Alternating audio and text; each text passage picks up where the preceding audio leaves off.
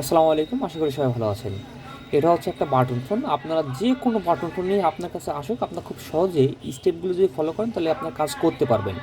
এই বাটন ফোনের সমস্যা হচ্ছে হলো এই যে স্পিকার, এই স্পিকার ঠিকই সাউন্ড দিচ্ছে বা আপনি যে গান শুনেন অটোমেটিক যেরকম একটা সাউন্ড দেওয়ার কথা সেই সাউন্ডটা দিচ্ছে। বাট আপনি যে সময় কাউকে কল দিন বা আপনাকে কেউ যদি কল দেয়, আপনি যে সময় কথা বলবেন, এই যে স্পিকার, এই স্পিকার থেকে অটোমেটিক সাউন্ড আসার কথা, কিন্তু সাউন্ডটা আপনার না এসে আপনার হচ্ছে শব্দ হয়, শো শো শো শো করে শব্দ হচ্ছে।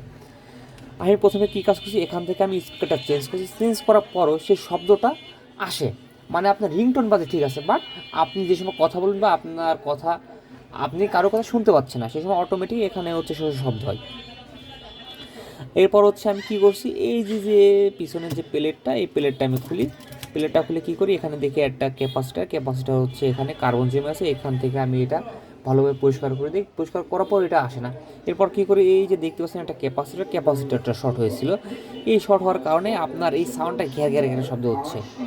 আপনারা চাইলে এই স্টেপগুলো ফলো করতে পারেন। আপনার একটা কাজ আসলে আপনার প্রথমে কাজটা রিসিভ করবেন। রিসিভ করার পর আপনাদের প্রথম যে কাজটা হবে, যদি স্পিকারটা চেঞ্জ করবেন, যদি স্পিকার চেঞ্জ করে হয়ে যায় তাহলে তো হয়ে গেল। আর যদি না হয়, পরবর্তীতে আপনারা কী করবেন, এই যে আপনার যে এই প্লেটটা এখান থেকে খুলে আইসির নিচে যে আইসির উপর যে প্লেটটা থাকে এই প্লেটটা খুলবেন। খোলার পর আপনারা দেখবেন এখানে কোনো সমস্যা আছে কিনা বা কোনো ক্যাপাসিটার থেকে কোনো লাইন শর্ট আছে কিনা, সেটা রিমুভ করবেন। বা যদি কোনো কার্বন জমে থাকে সেই কার্বনগুলো ভালো ওয়াশ করে দিলেই এই কাজগুলো 100 হয়ে যাবে। আর যদি না হয় পরে হচ্ছে আপনার সিপিইউ রিভাল করে দেখতে পারেন, কিন্তু প্রথম হচ্ছে সিপিইউ রিভাল আপনারা করবেন না ভুলেও, নাহলে আপনার খামাখা দিনভর কষ্ট করবেন, কষ্ট করার ফল কোনো কিছু পাবেন না। আশা করি আমি যে জিনিসটা আপনাকে বোঝাতে চাচ্ছি সেই জিনিসটা আশা করি আপনাদের বোঝাতে পেরেছি।